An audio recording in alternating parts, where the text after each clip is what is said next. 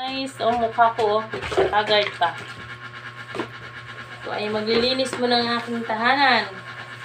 Ay medyo maalikabok na. Tanghali na nagising. Ay masyado ay tayo ay busy lagi.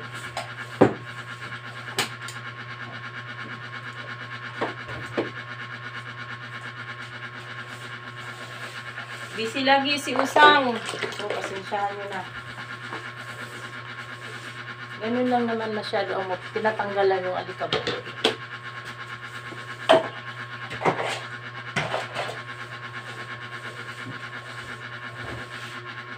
Yan.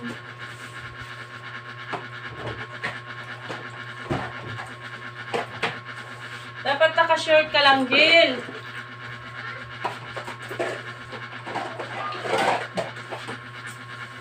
Alam mo ang nanay. Masyado talaga ang nanay. Daming ginagawa sa totoo lang. Pero okay lang. Para sa pamilya. Kaya yung kadalasan yung mga nanay, haggard, pumapangit. Sabihin nila na sa mga lalaki na ang asawa ko ay lusyang. Kaya kayo mga girl, kasing nanay ko, huwag tayo magpapalusyang kahit sa bahay. Ngayon lusyang muna ako kasi maliligo pa ako. Bakit? Tayo unang tumanda. Tayo unang tumanda sa kontra sa lalaki. Itsura ko.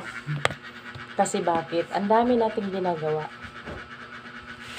Magising pa lang ng umaga, mag-asikaso na. Tapos, hanggang pa yung mga anak. Mayroong asawa na hindi nag-asikaso sa sarili nila. Nagpapa-asikaso pa sa asawa. Diba? Kadalasan mayroon. Oh. Itsura ko nyo nang pansinin kayo. Mamaya magaganda. Maganda na yan. Mamaya pag namigo. Kaya ano tayo. Medyo pangit muna tayo sa ngayon. Lagi naman pangit. Kailan pag gumanda. Habang naglilinis pa. Kasi maaga pa. So, tayong mga girl, kailangan, sabi nga nila, unahin yung pagligo bago ang paglinis ng bahay. Maganda, mag-lipstick, mag-blush on kaunti. Hindi naman masyadong makapal. Tama lang, blush on ng kaunti. Kaunti lang. Huwag masyadong makapal kasi hindi naman tayo nagtrabaho sa mall. Natin pabayaan yung sarili natin.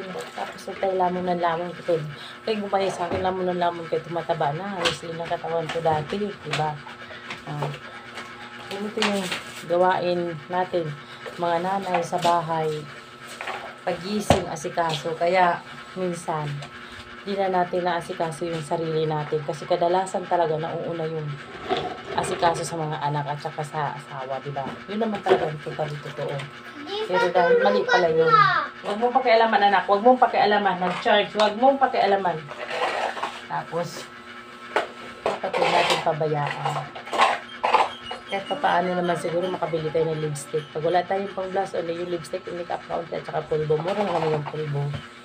Yun lang. Kasi nga, ang asawa natin, lagi na sa labas. Lalo na pag may trabaho. Bulong natin. Lalo na pag may trabaho. Nakatingin sila sa mga sexy girl. O, diba? Aminin o hindi? Aminin o hindi, diba? Nakatingin lalo na pag naka-shirt. Laki ng buyay ko. Naka-shirt. Tapos, kita ang mga igot-igot. Naka-shirt. Mag-shirt ng ano. Sus, ang mata ng mga asawa natin doon na nakatingin sa mga sexy. Kaya tayo, huwag tayo magpapatalo. Kailangan tayo magpa-sexy. Sexy ako, sexy sa katabaan. Diba? Kaya mga nanay,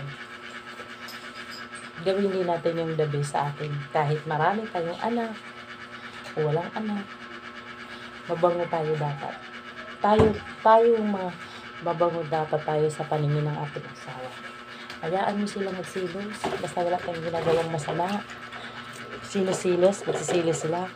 Kasi nagpaganda tayo kasi nasa bahay. Anong gusto nila? Magpalusyang, amoy panghi. Nako, amoy puday. Nako, hindi ganun. Kailangan mag-ayos tayo. ako mamaya, ako talaga, ugali ko, nag-aayos talaga ako lagi. Pero minsan, wala din sa sobrang daming nang ginagawa. Pero kahit papaano, ano ko sarili ko, kaya taba ko nga. Kahit anong diet, mataba pa din ako. Yung diet kasi, hindi nga kumakain, dami naman kain ng tinapay. Diba? Yan lang, share ko sa inyo habang nagmamap ako. Thank you sa panood. Subscribe naman kayo sa video. Kung nadumaan ito sa inyong mga subscribe naman, please. O, diba? Bye-bye. Thank you sa pagpanood.